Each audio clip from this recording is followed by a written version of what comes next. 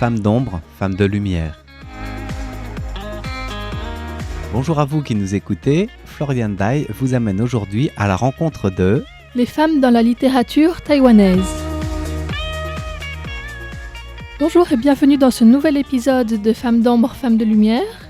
Comme vous le savez, si vous avez suivi le programme du jour, Gwenaëlle Gafrique était notre invitée à RTI il y a quelques jours et donc nous lui avons demandé de venir parler de la littérature et en particulier de la littérature taïwanaise traduite en français, puisque Gwenaëlle Gafrique, je le rappelle, est également traducteur et éditeur, ainsi que professeur et chercheur à l'université de Lyon 3. Dans le décryptage d'aujourd'hui de Sasa, donc, Gwenaëlle Gafrique est revenue sur la littérature taïwanaise en France, comment elle a évolué ces dernières années, et puis également le rôle joué par les traducteurs, les éditeurs, les services culturels, etc. Pour ma part, je l'ai également interrogée sur la place des femmes dans la littérature taïwanaise, puisque c'est vrai que quand on parle de romans, on parle surtout de romanciers ou d'auteurs au masculin, même s'il y a aussi des femmes importantes dans la littérature taïwanaise. Oui, c'est une très bonne question. Et effectivement, jusqu'ici, on a beaucoup parlé d'auteurs.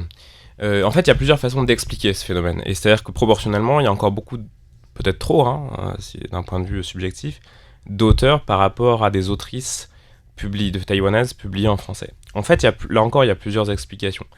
Il y a une sorte de... Alors, c'est pas une hégémonie, parce que ce sera un terme un peu trop fort pour parler de la scène littéraire à Taïwan, mais encore beaucoup aujourd'hui, les autrices écrivent davantage des recueils de nouvelles, ou d'une littérature qu'on appelle le sanwon, qui est une littérature non fictionnelle en fait, ou de la poésie, que des romans.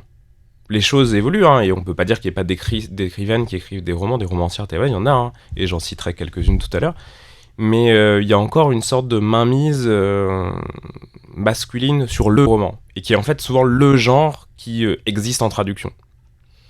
Donc ceci explique en partie cela.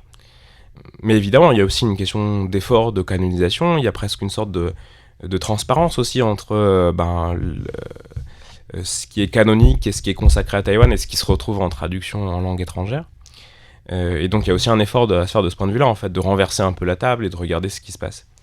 Alors, puisqu'on parle d'autrice, une romancière, pour le coup, et novelliste qui est essentielle à Taïwan, c'est Li Han, dont il y a déjà eu plusieurs traductions en français, et dont une traduction va bientôt paraître dans la collection Taïwan Fiction. Encore de la promo, traduit par Coralie Jortet, qui s'appelle Le banquet aphrodisiaque, qui est un roman très intéressant, de mon point de vue, évidemment, si on le sélectionne, c'est que c'est un très bon roman, qui raconte l'histoire politique de Taïwan à travers la gastronomie. À travers différents moments. Alors, on commence à parler de manger du pangolin, et puis, donc ça nous parle évidemment, et on finit pas exactement comme ça, mais on va parler du thé aux perles, du Janju Naicha, du Niolo Mien, des nouilles au bœuf, et c'est une manière de raconter aussi l'histoire politique de Taïwan. Voilà, donc ça devrait paraître en octobre prochain, et c'était aussi une volonté de ma part, donc moi en dirigeant cette collection, de redonner en fait de la visite à Liang, qui a été pas mal traduite dans les années 90-2000, avec ce qui est l'un sans doute des plus grands romans jamais écrits en langue chinoise, Tuer son mari, Shafu. Que certains connaissent peut-être comme La femme du boucher. Alors qu'elle a été traduite dans un premier temps par La femme du boucher, mais le titre est très misogyne en fait, parce que en chinois c'est Shafu, c'est vraiment tuer son mari. Et de traduire par La femme du boucher, c'était vraiment une sorte de dire, voilà en fait, c'est la femme de quoi. Alors que y a vraiment un acte, et alors c'est pour l'histoire, donc c'est un roman écrit en 1983, et on commence au départ avec un fait divers qui est acté, qui a réellement eu lieu à Taïwan. L'épouse d'un boucher, effectivement, a massacré son mari à coups de couteau de boucher. Et donc Liang commence par ça, donc en fait on est déjà prêt, quoi. Mais évidemment elle va expliquer pourquoi, et ce qui se passe en fait, et la manière dont cette femme, elle est victime de violences extrêmes, à la fois de son mari, mais aussi de l'entourage, et plus largement de la société patriarcale taïwanaise. Et donc elle parle de ça en 1983, donc c'est un roman qui a été... explosif à l'époque, mais qui est encore extrêmement explosif et pertinent aujourd'hui. Alors le titre a été retraduit en fait. Il y a eu d'autres romans qui ont été traduits, Le Jardin des Égarements et Nuit Obscure. Je crois chez Piquier les deux, il me semble. Je veux pas dire de bêtises, je crois que c'est chez Piquier les deux. Et puis ça faisait peut-être une vingtaine d'années en fait, ou un petit peu moins, que Liang avait plus été traduite en français. Elle est toujours vivante, elle est toujours active, elle a toujours plein de choses à dire. Et nous, en voulant publier Le banquet aphrodisiaque, on voulait aussi faire cette connexion avec la gastronomie taïwanaise, en fait. Enfin, je veux dire, s'il y a des gens qui connaissent un peu Taïwan en France aujourd'hui, c'est aussi avec les bubble tea. Donc, on se dit qu'il y a un truc à faire, quoi, de ce point de vue-là. C'est à la fois faire cette connexion-là parce que on est tous un petit peu familiers en ce moment de cette gastronomie taïwanaise, et pour tous ceux qui vivent à Taïwan, c'est quand même une part essentielle de la vie. Mais aussi de raconter une histoire politique avec un autre regard, et puis aussi avec une autrice qui est majeure, qui est Liang, qui sera d'ailleurs à Lyon en octobre. Voilà, pour ceux qui veulent venir nous voir. Donc voilà, c'est une autrice qui, à mon avis, est incontournable, qu'on mériterait de lire ou de relire. Il y a aussi plein de poétesses qui sont traduites dans la collection Poésie de Taïwan. Il y a des autrices comme Zhu Tianwen, Zhu Tianxin, par exemple, qui est une romancière qui a été traduite récemment en français aussi. Ça s'appelle Ancienne Capitale, je crois, le titre en français, Goudou, chez Actes Sud. Donc il y a quand même une visibilité, c'est-à-dire on n'a pas non plus complètement oublié les autrices taïwanaises, il y en a un certain nombre. Dans les recueils de nouvelles qu'on fait paraître aussi dans notre collection Taïwan Fiction, il y a aussi beaucoup d'autrices qu'on essaie de mettre en avant. Donc voilà, mais il y a cette question effectivement du format roman qui est pas toujours évident en fait. Même Ancienne Capitale Goudou de Zhu Tianxin, c'est une novella. Alors ça marche très bien en français parce que les novellas taïwanaises sont presque des romans en termes de longueur en France. Mais il y a finalement pas tant de romans que ça. Effectivement, dans la collection Poésie de Taïwan, donc de Marie Laureillard, il y a plusieurs poétesses taïwanaises qui sont éditées en France. On pense notamment à Lingyu qui a été à Paris le 13 mai dernier pour présenter son recueil de poèmes Terre sauvage. Elle était accompagnée de ses traductrices françaises, au pluriel puisqu'elles étaient deux, Camille Loavier et Emmanuelle Pechnard. Et puis dans le domaine de la bande dessinée, on pense notamment à Lin Liqing qui vit en France depuis une vingtaine d'années, qui était aussi présentée dans cette émission et qui est très active pour promouvoir la bande dessinée taïwanaise en France. Il y a un intérêt depuis quelques années pour la bande dessinée taïwanaise.